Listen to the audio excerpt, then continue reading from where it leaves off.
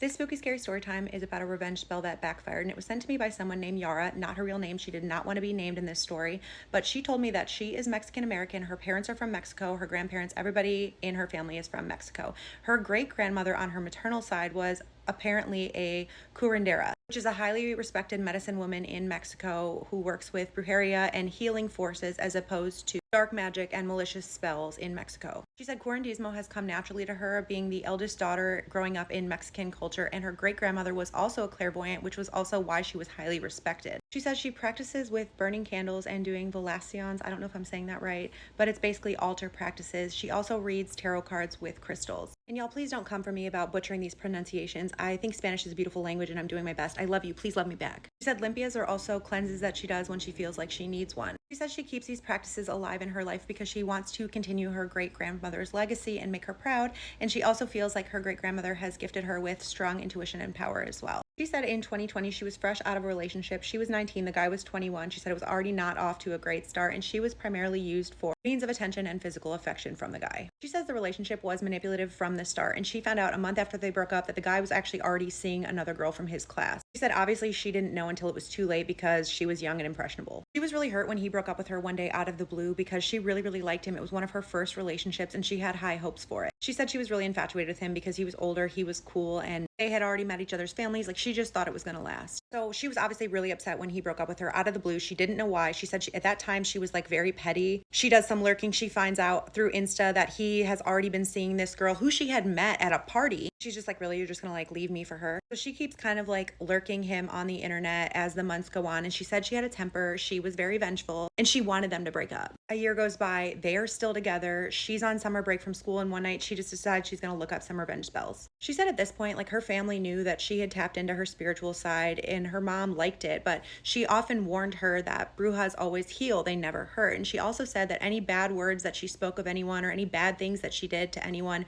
would always come back to hurt her. She didn't care. She did the spell anyway, and she told me how she did it. I debated if I should include how she did the spell, but I'm going to include it for storytelling's sake. Don't do this. Be good. Remember, this will hurt you. She said you take a bottle, you fill it with something rotten or with a bad odor, you write the person's name on a piece of paper, you put it in the bottle, and you fill it with sharp objects with candles burning in the background. In her case, she used toothpicks. She said you take the bottle, you bury it outside, and then that person is going to get all the negative energy that's in that bottle. They could get sick, or even worse things could happen. So she does it with her ex's name, and she said she was filled with hate and disgust for him, so she didn't care if she hurt him. So she's sitting in a dark room, she writes his name, she fills the bottle, and she said her dog was sitting in the room with her because her dog was clingy and just liked her presence. She says as she finishes writing the name with her candles burning in the background, her dog jumps up. It was a pit bull mix, and she was known to be very protective, especially with people she didn't like. She said she had like a stretch of hair on her back that would stand up whenever she really didn't like someone. The door is closed. Her dog jumps up and faces the door. All that hair on her back goes up, and she crouches down like she's about to pounce on something. She wasn't barking, she wasn't growling,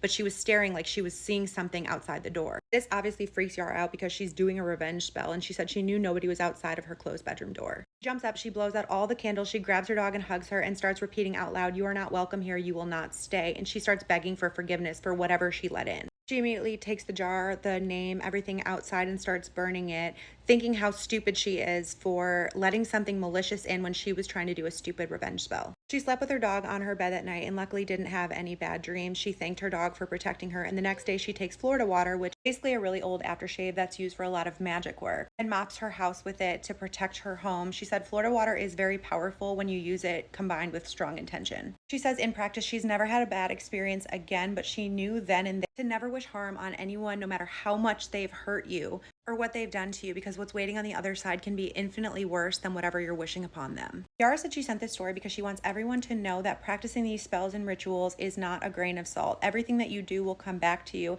and it's important to practice with the intention of healing and helping people only. She said vengeance will only bring something more sinister into your life, and to sleep at night knowing that you are giving all the love you can, even to those who hurt you. She says revenge isn't worth it, and she also wanted to thank her great-grandmother because she thinks she might have had something to do with it. Maybe she was the spirit at the door that came to her to say, "What are you doing? Don't do it." Yara ended her email by saying she is doing well and she only uses her practice and her powers for good. I'll keep adding stories like this to this playlist, and also if anybody has any ex, dating, first date, weirdo stories, send those to me because in February I'll be doing a spooky, scary dating story time series. Do good, stay bad, my little creeps.